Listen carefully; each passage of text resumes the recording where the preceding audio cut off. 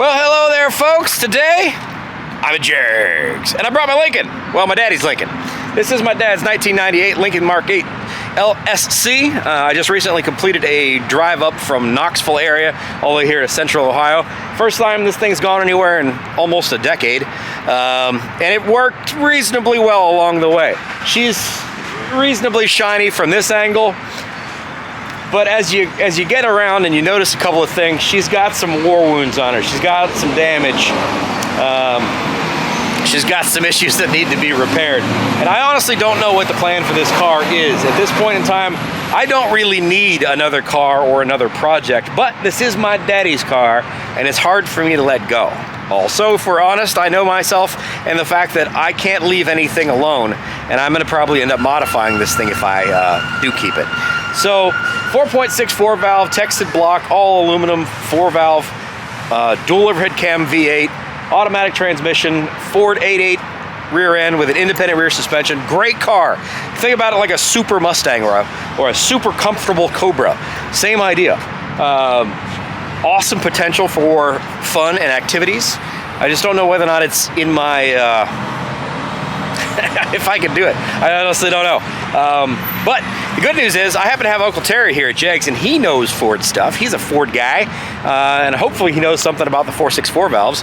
So I'm going to talk to Terry about what he thinks I should do with this thing. I also need to pick up my camshaft for my 350HO Pontiac build. We have been trying to find a hydraulic roller camshaft in stock, and they're really hard to find. Nobody's doing hydraulic roller Pontiacs. I don't know why. Nobody even has the cores available, so we're weeks out to be able to get a camshaft for that car, and that doesn't work for me. I need something right now because I got to get it up to Bob so he can start putting together that side of things as well. So hopefully Terry's got something in stock that I can get my hands on, and we can make some progress on the Pontiac build today, as well as talk about some Ford stuff that I really don't need to talk about. But God, I love this car. I really do. And I really miss my 4.6. The 4.6 2-valve Mustang I used to have, I had a 99 GT. One of my favorite cars I've ever owned in my life. And this is kind of the Big Daddy cruiser grandpa version of that sort. Same DNA, same family. Anyways, let's get into Jegs, spend some money. We'll see what happens from there.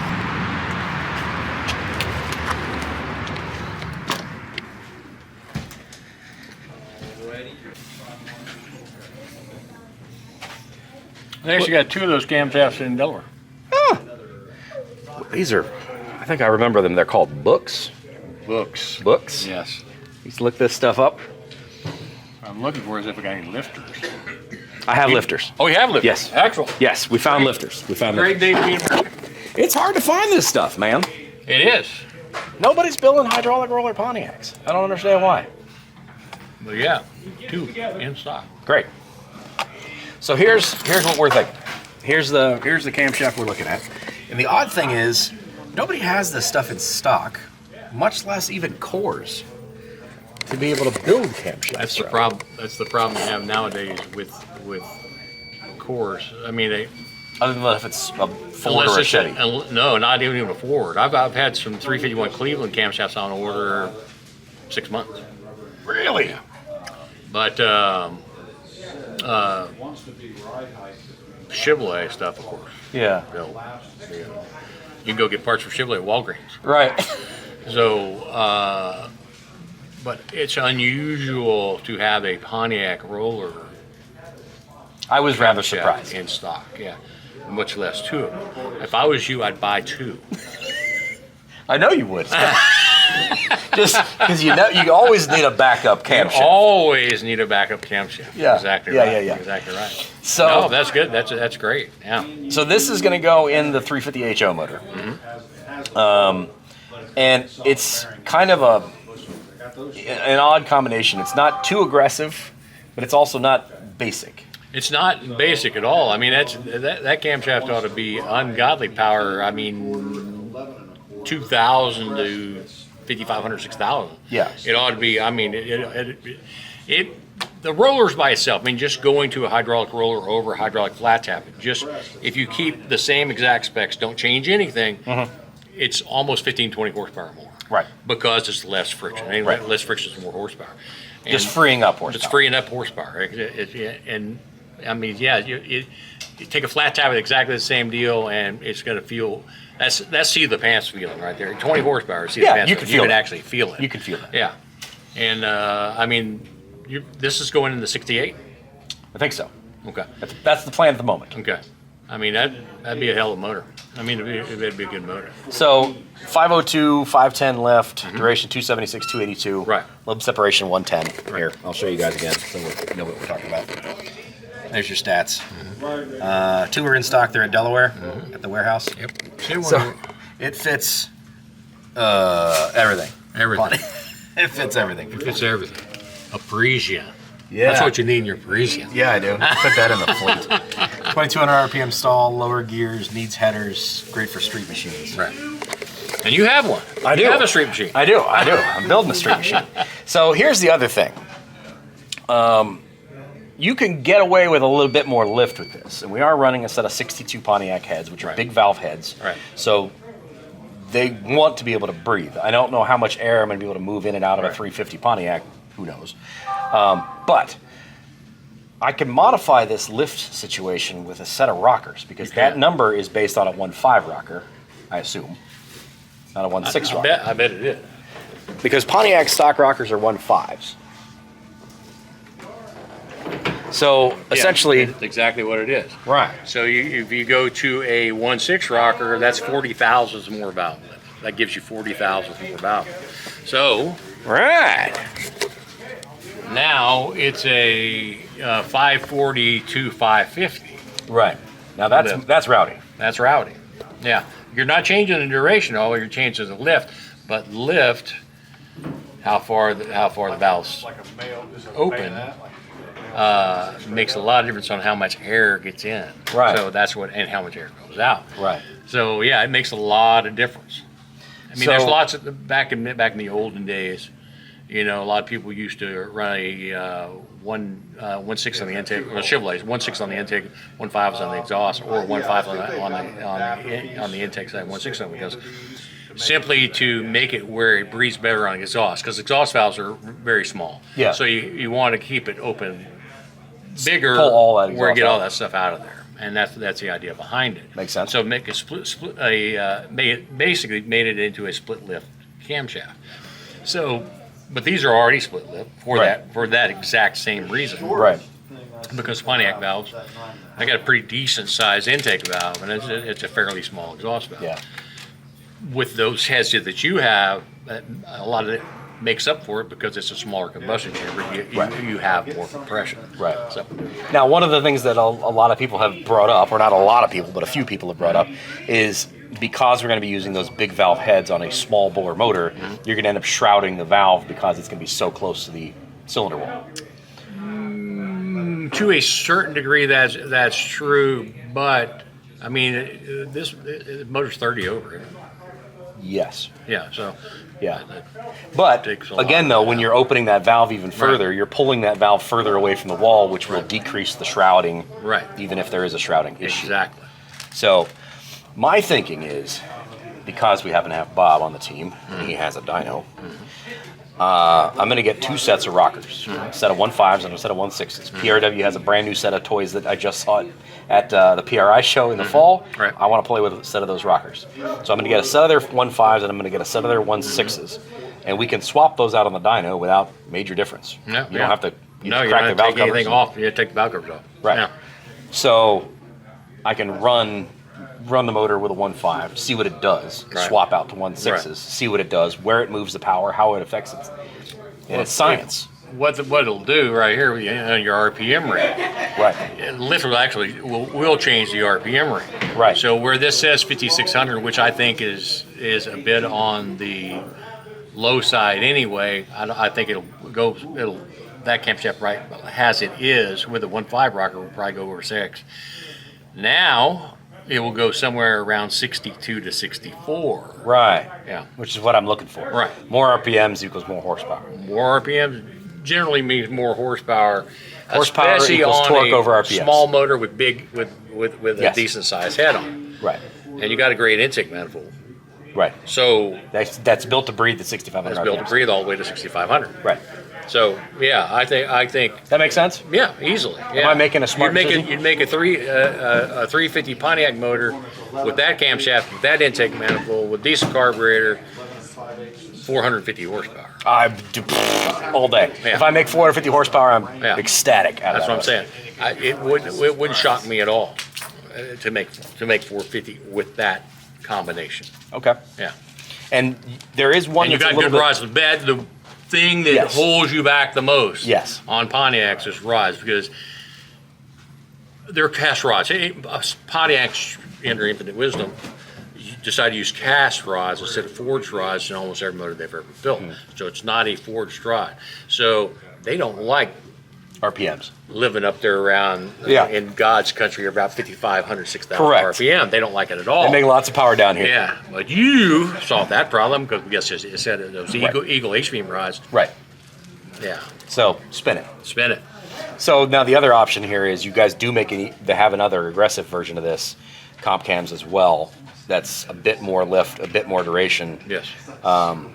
But I think to modify that with the 1.6 rocker would make it too rowdy. Well, that's when you're going to start running into piston valve clearance. Right. Right now, at 550, 550 is I I feel like that's especially like with flat top pistons, yeah, because you have no place for valve reliefs. right. So and on a Pontiac it is just like Ford's.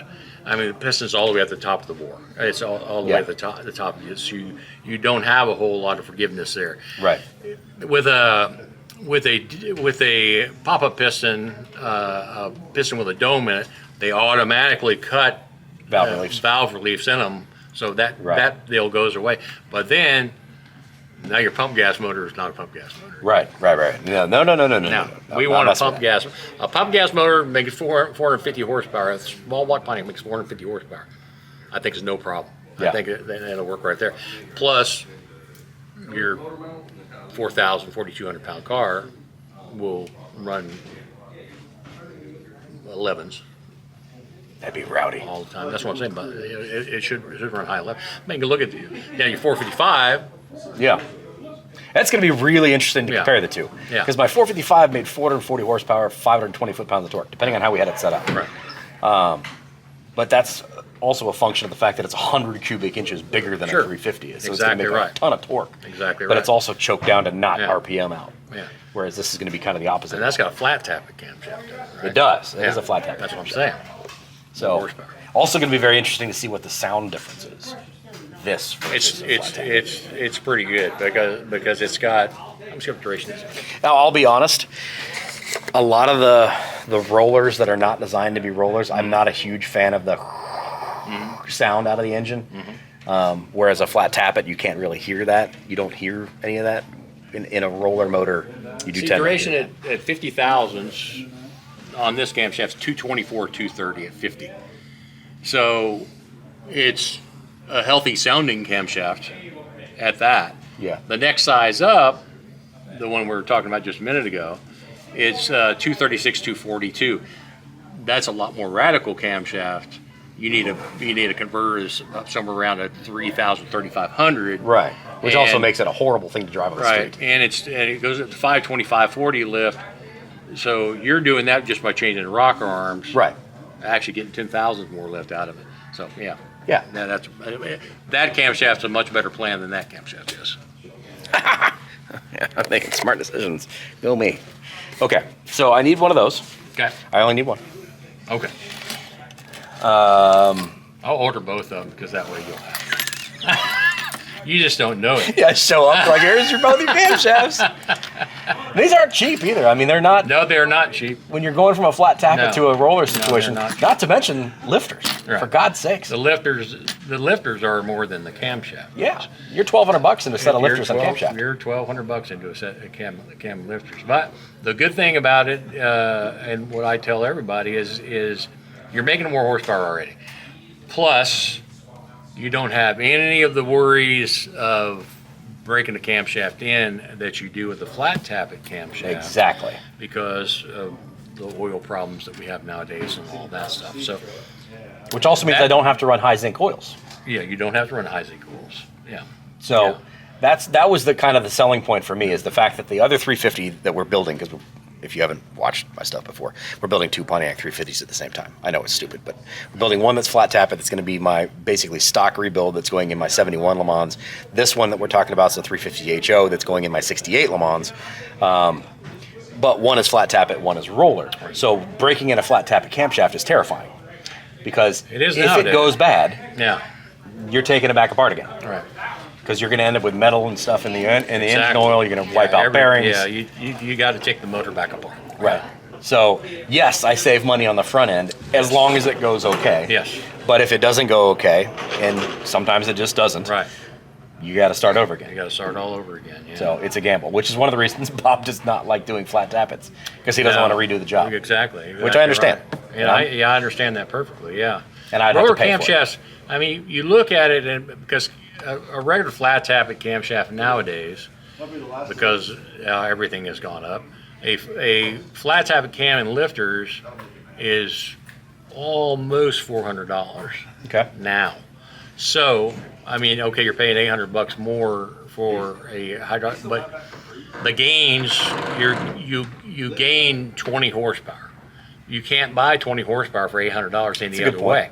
Good You point. can't. Well, you buy nitrous kits, you can do that. But let's stay in the real world here. Right. But you can do it that way. But everything about it, valve train lasting longer because it's a roller. Go with the roller rock arms instead of pushing the valve up against the side of the head.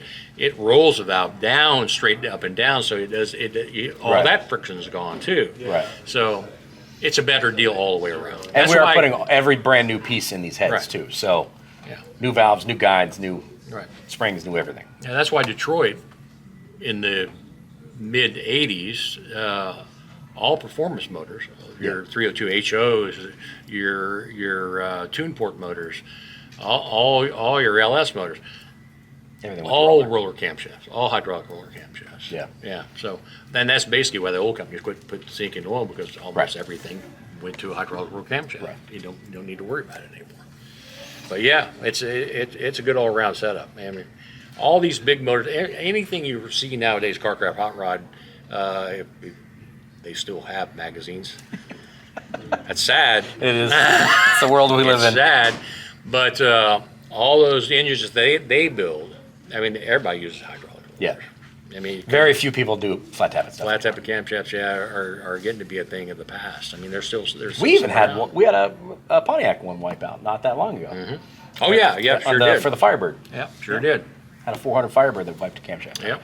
Which sucked. Yeah. The AMC 325, we haven't fired that up yet, but that's got a flat tappet camshaft. And I'm literally going to take that motor back apart and re-lubricate everything and put it back together again before I fire it up, because I'm terrified I'm going to wiping that thing out. Yeah, and that's the one thing about a flat tappet. You set you set a motor up with a flat tappet camshaft in it for any length of time.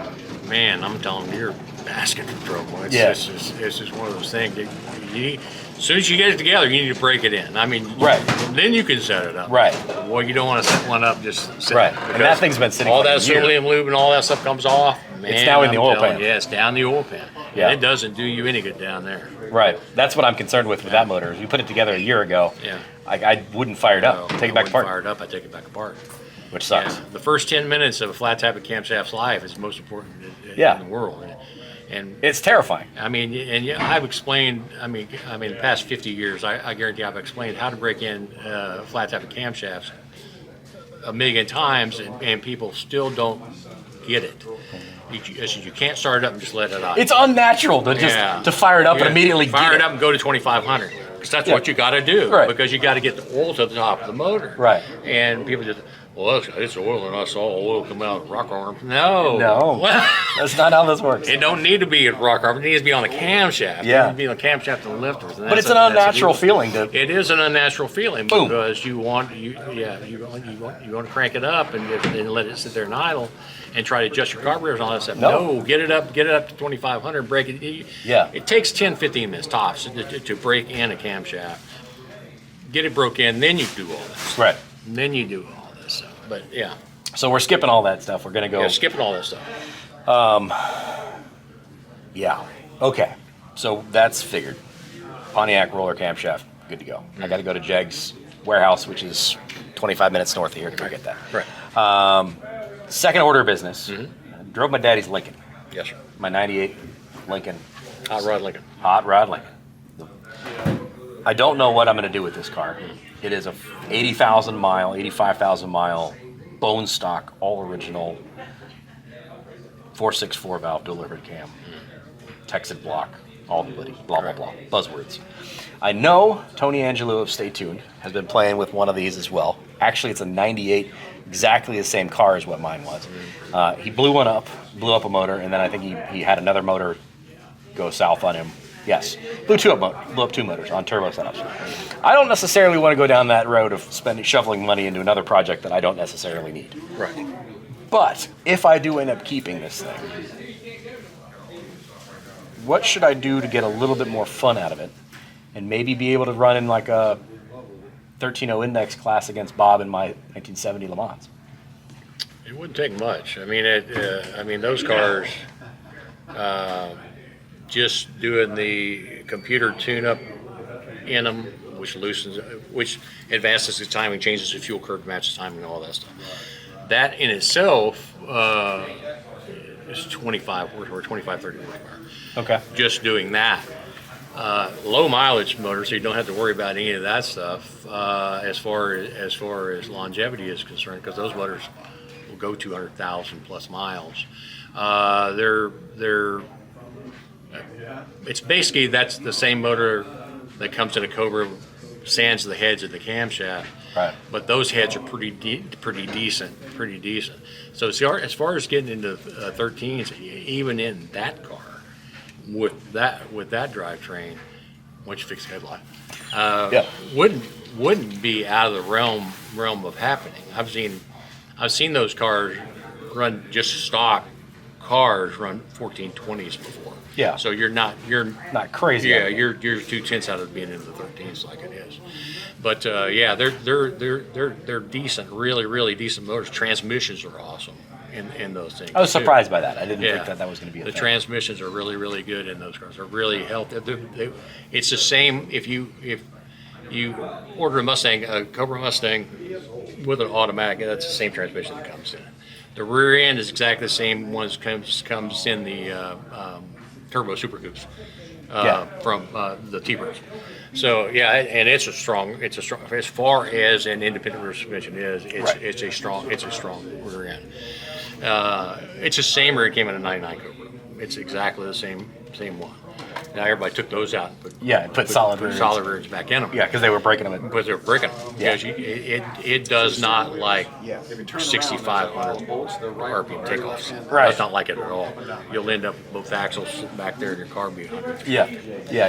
But it's but as far as the engine drivetrain and all that stuff, to get that motor, get that setup going to the 13s, it shouldn't be that big a deal. So the problem with, one of the major problems with that motor is big. It's a wide sun. They're big motors. So it's also as wide as the old Boss 429. Yeah, exactly. So it's also, because it's a dual overhead cam, it's got 4 camshafts that sit on top of the heads. Right. So if you're going to do cams, you basically need to pull the motor out to be able to do cams on this thing. Yeah. And you don't pull the motor out of that car. You pull the car off the motor. Yeah, you pull the car off the motor. Yeah. You undo the subframe and you literally pull the car up off the motor. Yep. And then you're deep in the whole now what do we do? Yeah. But that's what I'm saying. To change the camshafts in that car, a new set of camshafts is $2,500. Then while you're there, even though it's only got 8,000 miles on it, you're going to want to change that 6-foot long timing chain and the phasers and all the rest of that stuff that goes with that. While you're already there. Now you're another $900 in, because that's what that stuff is. Yeah. So, 80,000 miles on it, I've run just like it is. You want to go all radical with it and stuff like that, I'll be more than happy to take your money, but I don't think you need to do that. Okay. Especially if you want to get in the 13s. I mean, we can get that thing in the 13s without any problem. That's what I'm thinking. Make it a cool hot rod Lincoln. Don't make it overly stupid. I don't need to make 500 horsepower, 600 No, horsepower. like I was just telling you, back when those things were brand new in '97, I think it's '97 was the first year. 97, 98 was the... Yeah, for the first LSCs. Ford took a stock car, they took a car off of the assembly line, took it to Bonneville, took the shocks all the way down. It's got air ride suspension. And it still works. Yeah, Still has they took the shocks all the way down, changed the exhaust on it, took the cats off of it, and took the rev limiter off, which rev limiter on those cars is a fuel pump shut off. They ran that car. It ran 180 miles an hour, stock. So it's got a lot of power. It's got a lot of power, and they're a lot of power without being a super radical motor. They're good. Like I said, they drive well, 200,000 plus miles on them without any problem whatsoever. And that one's only got 80,000 miles. It's barely broke in. And I don't want to ruin the manners of the car. No. It won't. Yeah. I want to keep it a comfortable, big, enjoyable Lincoln. Like I said, you take all the limits that Ford put on those motors off. Would you do headers? Shorties or long tubes? Well, it's got the shorty headers on it already. It's got the same ones, similar to a Mustang. Mustang does. Where the manifold is kind Yeah, of a it's a shorty header that's on it. And if you do a equal length long tube header with an H pipe on it or an X pipe, yeah. How much do you actually gain on that with the RPM range we're talking about and running the 13s that we're talking about? I wouldn't do that till you start doing a lot of other things. Put a cold air intake manifold on it, because that intake is severely restrictive. Okay. You put that on her. That by itself, like the K&N one, it's almost 20 horsepower just by changing the air filter. Wow. Because it's all right. That was so restrictive. It's got silencer in it, all kinds of stuff. It really doesn't need a silencer. It's not that loud. Yeah. It's people don't like to hear the air rushing in there, and you don't when you're Well, driving for a down the Lincoln. road. Yeah. I get the whole being quiet for a Lincoln. You don't hear it when you're driving down the road anyway. That's when you give initial acceleration. But yeah, that's 20 horsepower. Like I said, free up the computer in it, which, like I said, advances time, changes fuel curve. That's 20 horsepower. So we're adding still do horsepower. that? That's impossible. Yeah. That's like the old school ECUs. Yeah. Because you can't tune those, can you? Yeah, you can. You tune them with like old school chips. Yeah, you don't do a Ford with a chip. Fords don't use a chip. What they use is a module that fits between the EEC4 box and the wiring harness. So what it does, it lies to the computer. Okay, so it's cheating. It's cheating. Gotcha. What it does, it lies to the computer, tells it what to do. Gotcha. And so it adds everything up. Gotcha. There's another. Crane used to make a actual computer that you hooked up to that computer and reset all the parameters in it that way with a laptop. Well, not a laptop, they may be able to do that. Those have been gone a really, really long time. I think the EPA shut those down. Well, I'm sure that my tuner would love me if I brought him Yeah. one of these things and said, "Hey, make it work better." Yeah, but you can. That, like I said, that frees up 25 horsepower, if not more. So yeah, you can get an easy, without going into the motor and changing anything into the motor, you can easily get 50 horsepower. Would you do gears in this? What's it got in there now is No idea. I think those things come with a, I think it's a 325. It feels probably somewhere in that range. I mean, it gets 25, 26 miles What's an the hour. what's the RPM range? We're cruising at 70. 2,200 RPMs. So it's probably a 355. So that's Okay. I mean, I wouldn't Leave it alone. I'd leave it alone. Okay. That makes it. I mean, they were still drivable. Yeah. I mean, it's that's the cool thing about those cars is that you can drive them here to Alaska or from here to Tennessee or from Tennessee to here Yeah. in them and not worry about it. You know. So you're going to caution me to not spend a bunch of money on this. I wouldn't spend a lot of money. If you were trying to get that car right there into the 13s, I think you could do it very, very easily without spending much money. Did you put nitrous on it? I'd put nitrous on anything. I put nitrous on my lawnmower. But yeah, I mean, it's an easy cheaty way to get. It's an easy cheaty way to go. Yeah, and it's on those things because of on on the Cobra motors or the 462 overhead cam motors, basically it goes right behind the throttle body, and it's a dry system, so you're not running fuel lines. Oh, really? Yeah. So it's all you're doing is injecting nitrogen behind the throttle body. It's a dry system. Interesting. And that's 100 horsepower. That's what I was thinking. Is like put a 100 shot on it, and if I want to use it, I can use it. If I don't need it, I don't need it. Yeah, that's it. Just now, don't arm it. Now you got a 12-second. Yeah. If not. Well, the nice thing with that is the fact that I don't have to make any major changes. I can sneakily put that on there and not have to worry about it. It can do what it needs to do when I want to use it. When I don't want to use it, you don't arm it. It doesn't do anything. No, that's exactly right. And it being a dry system, you don't have to worry about running extra fuel lines. You don't have to do all that stuff. It's a very simple way to get a lot of horsepower without spending a whole lot of money. Okay. I'll make money from you on your Pontiac stuff. I'm not worried about making money from you on your Ford stuff. I like Ford. That's why I wanted to ask. Because I had a 99 GT that I absolutely loved. 4.62 valve. Loved that car. One of my favorite cars I've literally ever owned. It was analog. It was nice. It was fun. It was fast. It made great sounds. Fast, for the time. Sure. Loved that car. It unfortunately got stolen from me a number of years ago and put up a tree, and that was the end of that car. But I've always loved that 4.62 valve or the 4.64 valve. I would love to have a Cobra, 03, 04 Cobra, but they're still crazy money. They're still crazy money, yeah. And this is kind of having that sort of thing. Right. But I don't have to buy it because it's my dad's. Right.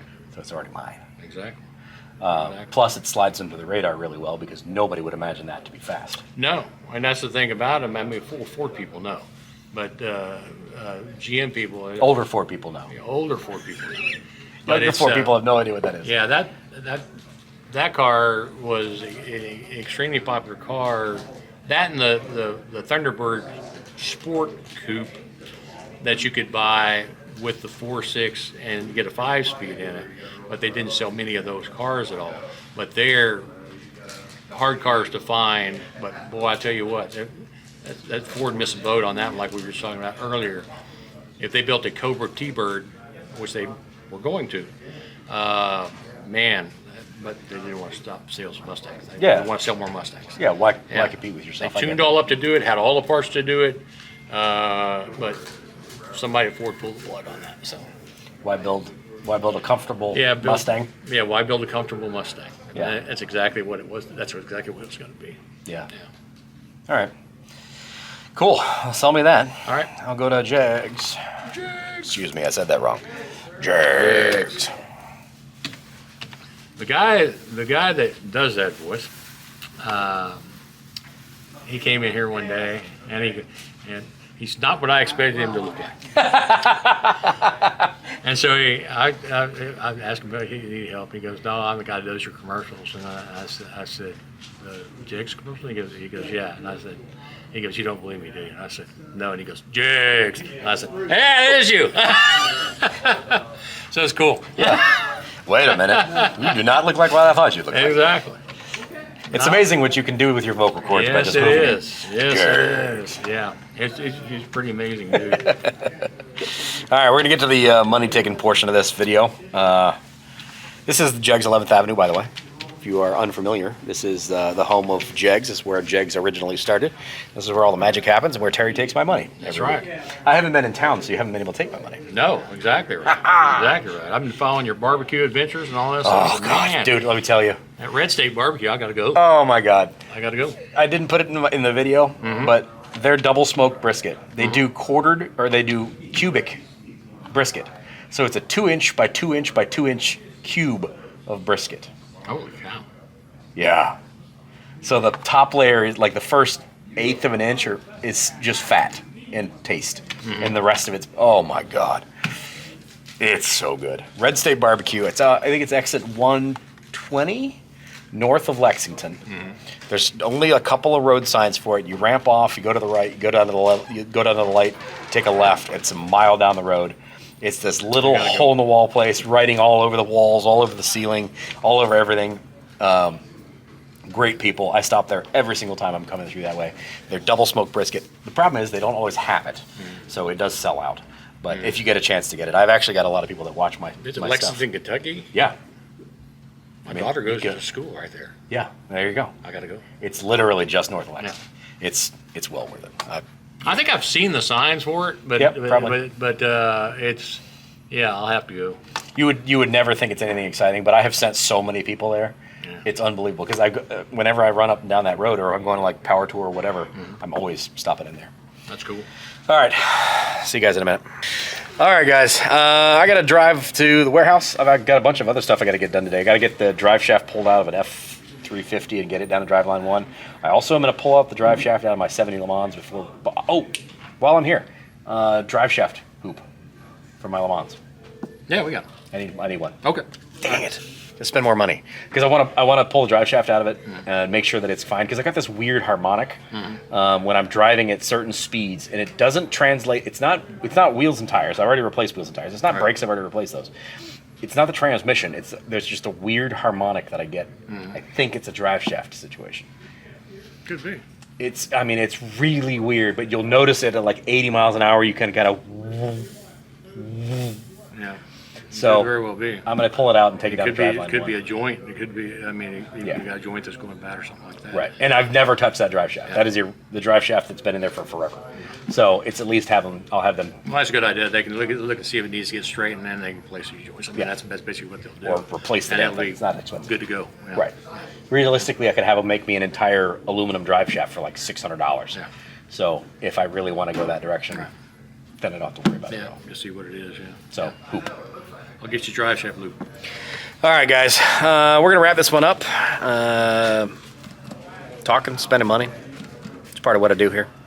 Welcome to Automotive Adventures with Austin. This is my own little personal corner of the YouTube internets. Not sure if I've launched a new project with this Lincoln or what ends up happening with it. There's a lot of things that are up in the air with it. I don't know. I'm torn all over the place about what to do with this thing. Let me know what you guys think I should do. I kind of love the idea of making it kind of a little bit of a hot rod Lincoln, keeping it very streetable and enjoyable, but maybe give it a little extra. Maybe take it out, do a little bit of drag racing, especially if I can get it to run in the 13.0 index class and have Bob run my 70 Le Mans and I run my dad's hot rod Lincoln would be kind of fun.